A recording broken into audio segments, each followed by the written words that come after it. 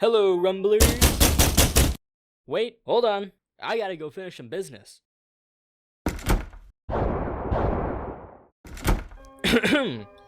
Anyways, welcome back to Rumble Basics. Today we will be going over the Cobble rank, otherwise known as Yellow Belt, which is what I'll be calling it moving forward. Before we begin, I must go over some info I failed to address in the White Belt video. Speaking of which, please be sure to subscribe and go watch that video.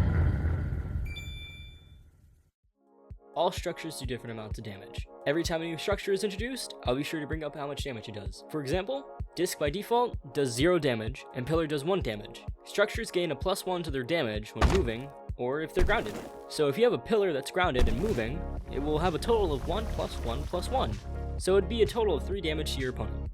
That's if it does hit, of course. With that out of the way, let's move on to the Yellow Belt is a belt that comes right after White Belt. It requires that you get 12 battle points or BP.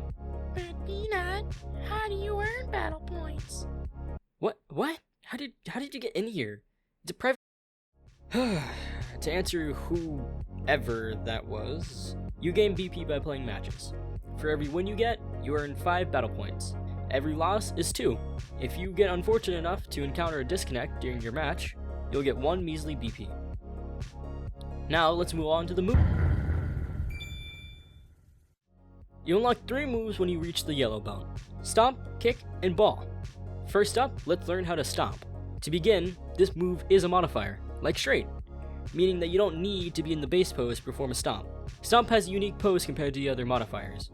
In order to Stomp, put both hands out in front of you at a downwards angle.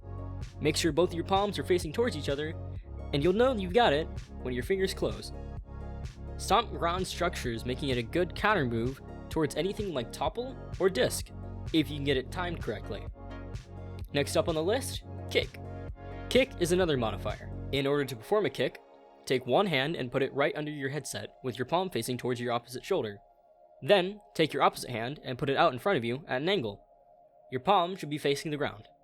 Kick causes a structure to become ungrounded and fly into the air a short distance. If you're quick enough, you can apply Kick several times in a row. This will increase the height that the structure gets. And finally, to end off our list, Ball. Ball is a structure that starts off ungrounded. It summons with an upward velocity and no horizontal velocity. People often prefer the ball over the pillar thanks to its summoning speed and the same damage output. In order to summon a ball, first start off in the base pose. After that, bring one hand out in front of you and in a straight line. Make sure your fingers are pointing out in front of you. Take your opposite hand and place it by your chest.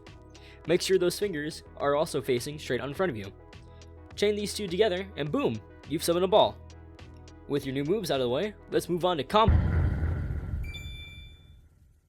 There's not many combos that come with Yellow Belt, while the ones that do exist are extremely helpful.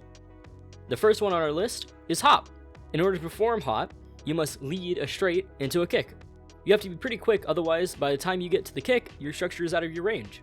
At Yellow Belt, Hop is a move you'll find yourself using a lot. It allows you to get structures farther than just using straight alone. If you're familiar with Rumble terminology at all, it's like the poor man's uppercut. It allows you to get structures farther than using straight alone. Another move that you can do is an inverse of Hop. Kick Straight. Kick Straight doesn't send a structure as far, but it can be used to get a structure over another in order to hit your opponent properly, or just to clear out clutter. A nice anti-air you get at this level is Topple Hop. This is just topple into hop. Once again, this requires good timing and can be very easily missed. This is great for whenever you're facing someone in the higher BP range who tends to go into the air a lot. And with that, it's the end. Well, that's it for today's Rumble Basics video. I hope you learned a few new things, and as always, pose accuracy naturally leads to pose speed. Hit the outro music!